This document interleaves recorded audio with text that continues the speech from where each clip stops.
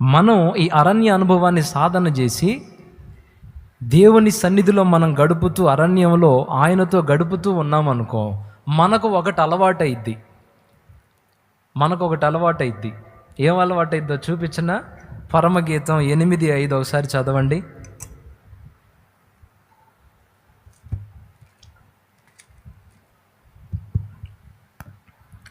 తన ప్రియుని మీద ఆనుకొని అరణ్య మార్గమున వచ్చినది యువతి.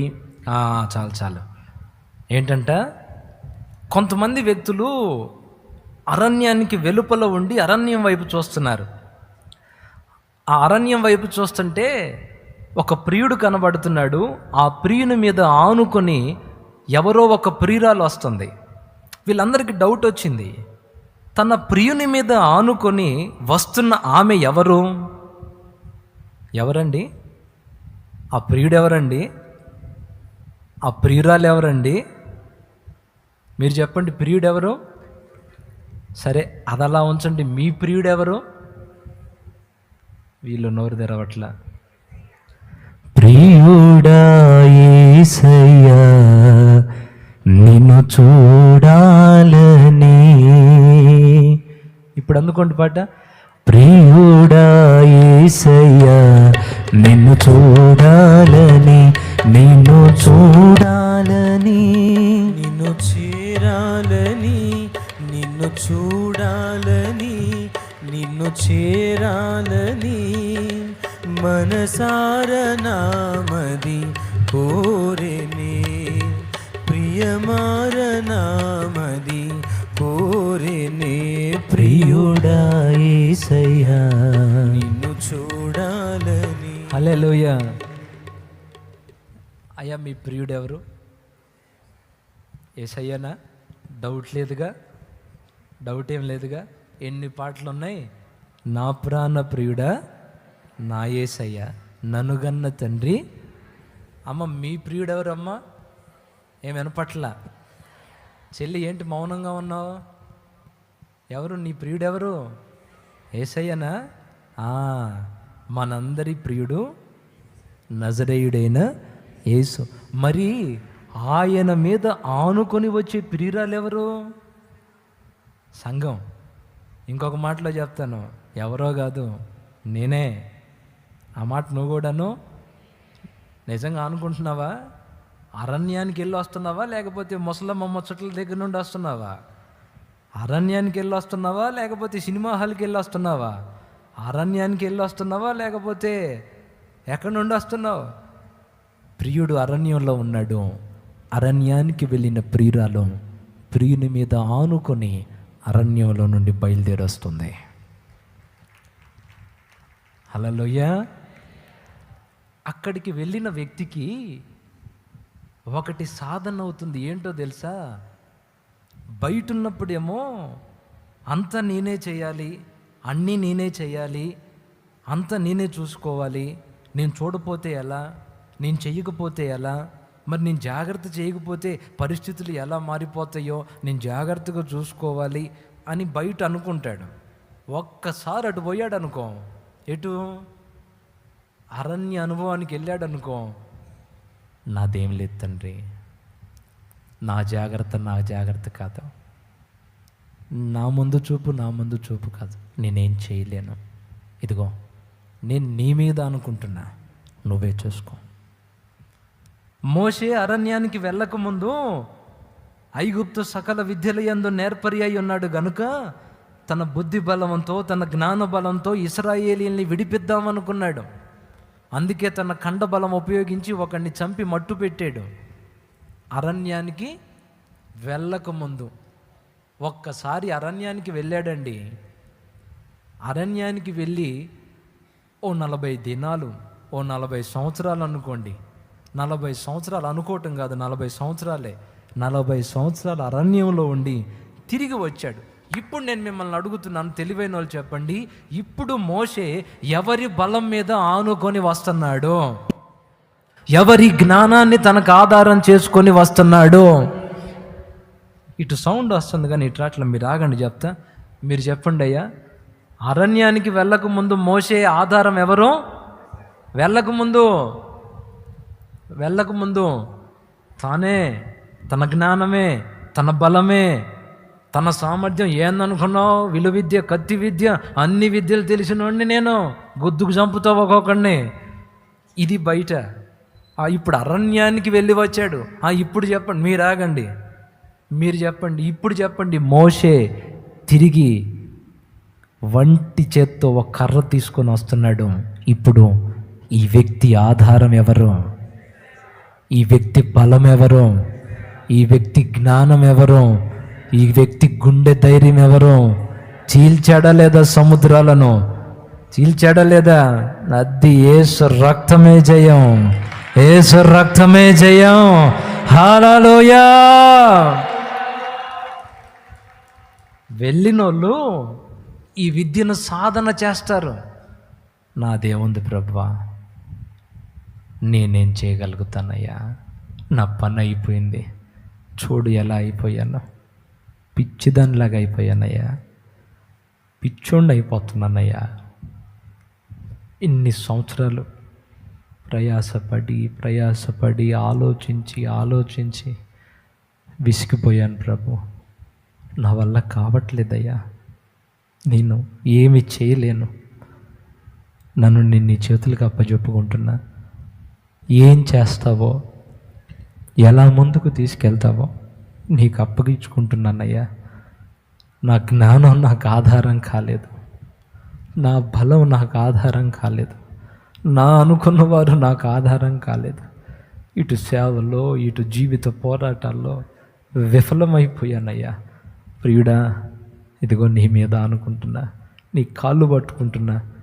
మరి ఎటు తీసుకెళ్తావో, ఎక్కడ తీసుకెళ్తావో. ఈసారి ప్రియుడు ఏం చేస్తాడో తెలుసా? వెన్ను తట్టి, బాధపడమాక బిడ్డ, బాధపడమాక, నేనున్నా, దా నా భుజాన అనుకో, ఎక్కలేని ఎత్తైన కొండలో నా సహాయంతో నేను ఎక్కిస్తాను, చెయ్యలేని గొప్ప కార్యాలను నా శక్తితో చేసేటట్టు చేస్తాను, పదా. నేనున్నానుగా, దా నా చంకల్లోకి రా, నా కౌగిళ్ళలోకి రా, వెళ్దాంపా. ఎవరో నిన్ను ఇబ్బంది పెట్టింది, వెళ్దాంపా. ఎవరు నీకు అడ్డొచ్చింది, వెళ్దాంపా.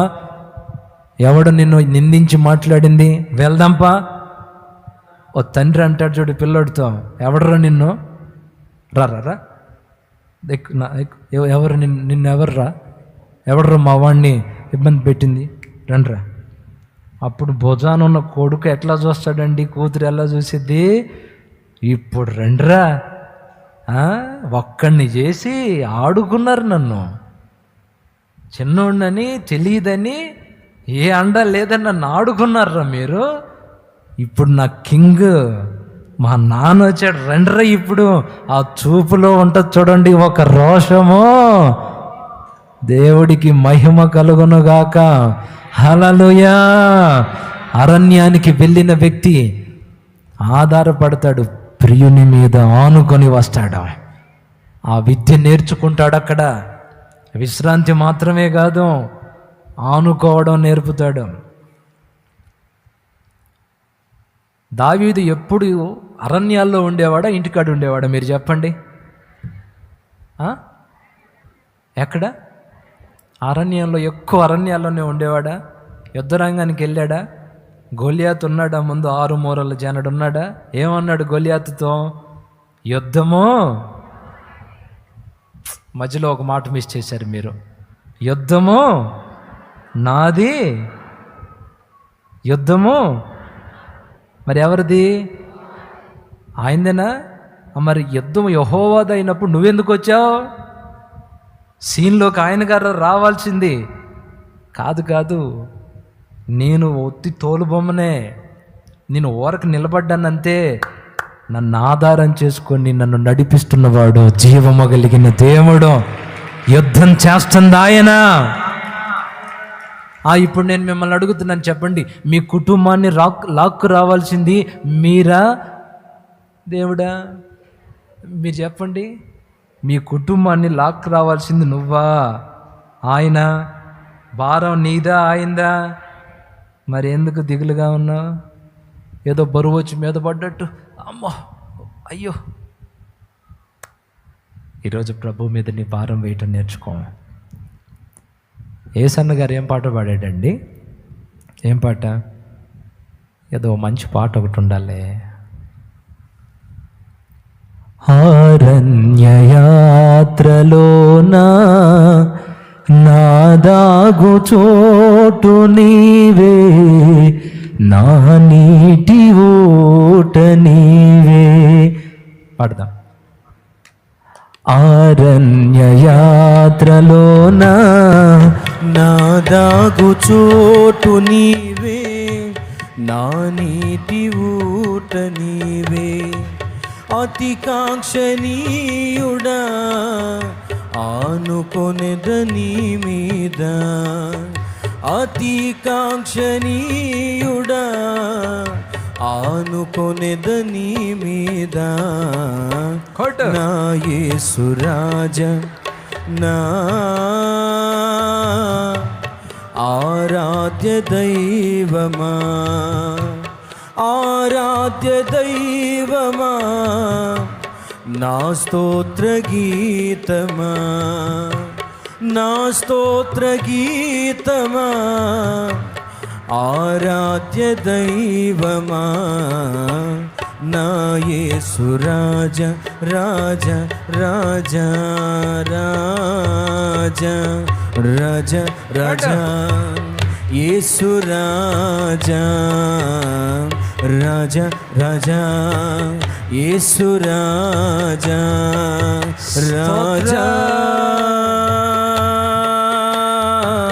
యేసు రాజా, రాజా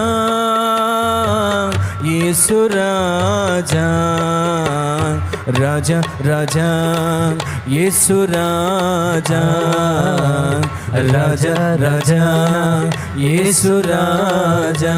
హల్లెలూయా. ఏమంటున్నాడు? అరణ్య యాత్రలో నా దాగు చోటు నీవే, నా నీటి అతికాంక్షణీయుడా. ఇదిగో అప్పుల్లో నుండి బయటికి రావాలన్నా, నొప్పుల్లో నుండి బయటికి రావాలన్నా, కుటుంబ సమస్యలో నుండి బయటికి రావాలన్నా, నేను చెప్తున్నాను కదా, అరణ్యంలో ఆయన మీద ఆనుకో. ఆయన మీద ఆనుకొని గనక నువ్వు నడిస్తే అదనపు శక్తి నీకు తోడవుతుంది, అదనపు జ్ఞానం నీకు తోడవుతుంది. ఆయన నిన్ను నడిపిస్తాడు. హల్లెలూయా, హల్లెలూయా. నీ బలం మీద, నీ జ్ఞానం మీద నువ్వు విశ్వాసం ఉంచితే ఏదో ఒక రోజు అది కుప్పలా కూలిపోతుంది. కానీ యేసు మీద నమ్మకం ఉంచావనుకో, ఆయన శక్తి ఎప్పుడు తరిగిపోయేది కాదు కదా, ఆయన జ్ఞానం ఎప్పుడు తరిగిపోయేది కాదు కదా. గనుక అరణ్యంలోనికి వెళ్ళి ఏకాంతంలో, అరణ్యం అంటే మళ్ళీ చుట్టుపక్కల అడవులు దోలాడుకునేరు, ఆధ్యాత్మిక భావన, ఏకాంతంగా తండ్రితో గడపడం, తండ్రి మీద ఆనుకోవడం, ప్రతి విషయానికి భారం ఆయన మీద వెయ్యడం. నేను ఒక్కటే చెప్తున్నానండి, ఆత్మ ప్రేరణలో ఎప్పటికే ఎక్కువగా భారం అంతా నీ మీద పెట్టుకున్నావు. కళ్ళు పోయినాయి, దాదాపు ఆరోగ్యం దెబ్బతినింది, నిద్ర పట్టట్లా, చాలా వటుకు నిరాశ నిస్పృహలో బ్రతుకుతున్నావు. దైవజెండా, నువ్వు దేవుని ఆత్మల కొరకు ఆలోచించడమేమో కానీ నిరాశలో ఎక్కువ ఉండే రోజులు, దానికి ఎక్కువ టైం కేటాయిస్తున్నావు. వద్దు, దేవుని మీద నీ భారం దేవుని మీద వెయ్యి, నీ మనసు దేవుని మీద ఆనుకునేటట్టు చెయ్యి, అది సాధన చెయ్యి. అప్పుడు నువ్వు సేవ చేసే ప్రదేశం విగ్రహారాధనతో నిండుకున్న ప్రదేశమైనా అడుగడుగున అద్భుతాలు చూపించి ప్రజల్ని బంధ విముక్తుల్ని చేసేది ఆయన. హల్లెలూయా. భక్త సింగ్ గారు ఒక మాట చెప్పాడు. కొంతమంది అంట వాళ్ళు సేవ చేసే స్థలాల్లో ఈ మాట అంటారంట, నేను సేవ చేసే ప్రదేశం భయంకరమైందండి, భయంకరమైన దుర్మార్గులండి అక్కడ. నేను సేవ చేసే ప్రదేశం చాలా గడ్డు, అందరు అన్ని జనులేనండి అంటుంటారంట. అంటే అప్పుడు ఆయన ఏమన్నాడంటే, అంటే ఇప్పుడు నువ్వు ఏం చెప్తున్నావు, దేవుడు అక్కడ పనిచేయడం ఆయనకి కొంచెం కష్టమా? దేవుడు అక్కడ కదలటం కష్టమా? మరేంటి నువ్వు చెప్పేది? నీ మాటల వెనక నీకు తెలియకుండానే ఏం పలుకుతున్నావు నువ్వు? మాది విగ్రహారాధన ఏరియా అండి, మోడాచారాలు ఎక్కువ ఉంటాయండి, అదండి ఇది. ఏం చెప్తున్నావు? ఒక్కటి ఒప్పుకోవాలి మనం, నేనైనా నువ్వైనా, నాకు చేత కాదు, నాకు అంత సామర్థ్యం లేదంటే బాగుండిద్ది. అంతేగాని నేను చేసే ఊరు అట్లాంటిది, నేను చేసే ఊరు ఇట్లాంటిది, అందుకని కొంచెం పని లేట్ అవుతుంది, నీకు నాకు పెద్దదేమో. దేవుడు తలుచుకుంటే ఒక చచ్చినోడిని లేపితే ఊరంతా ఎటు తిరిగిద్దండి. ఊరంతా కోడి కూయదా ఊరంతా? దేవుడికి అసాధ్యమైంది ఏముందండి? లేదు కదా. కాబట్టి ఏదో మనకు చేత కాదని, మన వల్ల కాదని, దేవుడికి కూడా అది చేత కాదన్నట్టుగా మాటల్లో ఆ టైపులో మాట్లాడితే ఒప్పుకోడు. పరిశుద్ధాత్మ దేవుడు ఈరోజు దాన్ని ఖండిస్తున్నాడు.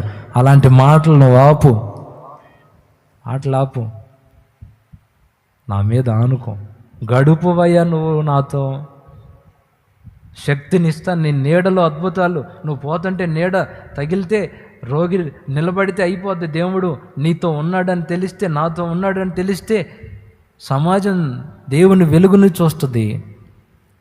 ఇది నాకు, మాకు, మీకు, మనందరికీ. హల్లెలూయా. మొదటిది చెప్పాను, అరణ్యంలో మన ప్రాణాత్మ దేహాలకు విశ్రాంతి లభిస్తుంది గనుక ఏకాంతంగా తండ్రితో గడపండి, సేద తీరుతారు. 2 చెప్పాను, ఎవరైతే ఆ అరణ్య అనుభవాన్ని సాధన చేస్తారో వాళ్ళు మాత్రమే ఆయన మీద ఆధారపడే అనుభవాన్ని సాధన చేస్తారు. జీవితంలో రకరకాల పరిస్థితుల నుండి వాళ్ళు బయటకు వచ్చేస్తారు. హల్లెలూయా. అది ఏదైనా కానీ సోదరుడా, ఈరోజు నీ సిచ్యువేషన్ ఎలా ఉందో, నీ పరిస్థితి ఎలా ఉందో నాకు తెలియదు. దేవుడు ఒక్కటే చెప్తున్నాడు, నా మీద ఆనుకోవడం నువ్వు సాధన చెయ్యి. ఇప్పటికే నువ్వు నలిగిపోయావు, బుర్ర పాడు చేసుకుంటున్నావు, నా మీద ఆనుకో, నేను నిన్ను నడిపిస్తాను. ఏమండి, ఆ మధ్యకాలంలో చాన్నాళ్ళ క్రితం కొన్ని సమస్యలు నన్ను చుట్టుముట్టినాయండి. చాలా వరకు ట్రై చేశాను, చాలా వరకు నేను పోరాడాను. ఆఖరి నిమిషం వరకు నేను ఎంత పోరాటం చేయగలను అంతవరకు చేశాను. చివరికి నాకు అర్థమైపోయింది నా వల్ల కాదని. ఇక నేనేం చేయలే. బ్యాగ్కి బట్టలు పెట్టుకొని చాలా దూరం వెళ్ళా. కుటుంబాన్ని, బంధువుల్ని అందరిని విడిచిపెట్టి చాలా దూరం 100 కిలోమీటర్లు వెళ్ళి ఓ చర్చిలో కూర్చొని, ఆ భాష నాకు తెలీదు, ఆ మనుషులు నాకు తెలీదు. అయ్యా, కాస్త ఒక పూట ఉపవాసం ఉండి ప్రార్థన చేసుకుంటాను, అవకాశం ఇస్తారా అని అడిగా. వచ్చిరాని భాషలో. సాయంత్రం దాకా ఉండు పో అన్నారు. సరే కూర్చున్నా. ప్రభువా, నాకు తెలిసినంత జ్ఞానంతో రకరకాలుగా నేను ప్రయత్నించాను. ఇటు ఆత్మీయంగా, అటు భౌతికంగా ఎంత ప్రయత్నించినా నా వల్ల కావట్లేదు. నన్ను ఉంచుతావా, తీసుకుంటావా? నేను ఇంటికి తిరిగి వెళ్తే మాత్రం జయం పొందే వెళ్ళాలి, కానీ ఈ బలహీనమైన స్థితిలో, ఓటమిలో వెళ్ళకూడదు. నన్ను తిరిగి లేపితే తిరిగి లేవనెత్తు, లేకపోతే నన్ను చంపిపడి. నాకు ఇలాంటి జీవితం వద్దు ప్రభువా. ఏదో ఒకటి మాట్లాడు, నువ్వు నాతో ఏదో ఒకటి చెప్పు. గురిలేని ప్రయాణం నేను చేయలేకపోతున్నా, నాతో మాట్లాడయ్యా. ఎందుకు నేను ఇలా అయ్యాను, నా పరిస్థితి ఏంటి, నాతో మాట్లాడు. నువ్వు నాతో మాట్లాడిన దాకా నేను ఈ ఇంటికి వెళ్ళను. నాతో మాట్లాడు. నువ్వు మాట్లాడే దేవుడవుగా, మాట్లాడకుండా మౌనంగా ఉండవుగా, మాట్లాడు. నా భార్యకి చెప్పాను, నేను 10 రోజుల దాకా ఇంటికి రాను. ఒకవేళ 10 రోజుల తర్వాత కూడా నేను రాకపోతే నువ్వేం టెన్షన్ పడు మాకు. నెల అయినా కానీ నా దేవుని దగ్గర నేను సమాధానం పొందుకొనే తిరిగి రావాలి. వద్దు, నేను వెళ్తున్నానని చాలా క్రితం చెప్పి, నువ్వు టెన్షన్ పడొద్దు, నువ్వు జాగ్రత్త భార్య పిల్లల్ని చూసుకో, వెళ్తున్నానని ప్రభు దగ్గర తీర్మానం తీసుకుని చాలా దూరం వెళ్ళిపోయాను. ఓ 10 రోజుల దాకా దేవుని సన్నిధిలో ఉపవాసం ఉందాం అనుకున్నా, కానీ వాళ్ళు సాయంత్రానికి వెళ్ళిపోమన్నారు. అయితే నేను అలా మోకరించి దగ్గర దాపుగా ఒక 3-4 గంటలు ప్రార్థనలో ఉన్నానండి. 3-4 గంటలు దేవుడు నన్ను ప్రార్థనలో ఉంచాడు. అలా 3-4 గంటలు ప్రార్థనలో ఉన్న తర్వాత తండ్రి నాతో మాట్లాడాడు. ఏమన్నా తెలుసా? నా కుమారుడైన యాకోబు, నా సేవకుడువైన యాకోబు, భయపడకు, నేను నిన్ను విమోచించి ఉన్నాను. నా పేరు పెట్టబడిన ఇశ్రాయేలు, నేను నీకు తోడుగా ఉన్నాను, లే అని యెహోషువ గ్రంథంలో 5 రాజుల్ని యెహోషువ చేతికి అప్పగించి ఆ 5 రాజుల మెడల మీద యెహోషువ ఇశ్రాయేలీల సైన్యం తల మీద పెట్టి వాళ్ళను మెడలు విరగగొట్టి చంపిన ఆ లేఖనాన్ని చూపించి, నిన్ను తరుముతున్న 5 రకాల శ్రమలను నీ పాదాల క్రిందకి తెస్తున్నాను, ఇంక వెళ్ళు నువ్వు ఇంటికి అన్నాడండి. కొట్టండి గట్టిగా. మీరు నమ్మండి నమ్మకపోండి, నేను 10 రోజులు అనుకొని వెళ్ళాను, 4 గంటలు నాతో మాట్లాడాడు, ఇంటికి వచ్చాను. ఒక 2-3 రోజులు అటు ఇటుగా ఉంది. 5వ రోజు మీరు నమ్మండి నమ్మకపోండి, దేవుడు నాతో ఏదైతే చెప్పాడో ఆ 5 రకాల సమస్యలు మటుమాయమైపోయాయి యేసు నామములో. హల్లెలూయా. అలా అరణ్యానికి వెళ్ళి చావ బ్రతుక నువ్వే తండ్రి, నాకు ఇంక నేనైతే ఇక అడుగు వెయ్యలేను అని దేవుని మీద ఆనుకొని ఎప్పుడో వచ్చానండి జనాల క్రితం. దేవుని కృప విడుదల పొందాను. మీకు ప్రేమతో చెప్తున్నాను, దేవుని సన్నిధిలో ఆయన మీద ఆనుకోండి. ఏదైనా కానీ, అది ఎలాంటిదైనా కానీ దేవుడు మాత్రం తప్పకుండా విడిపిస్తాడు. మీ ద్వారా గొప్ప కార్యాలు చేయిస్తాడు.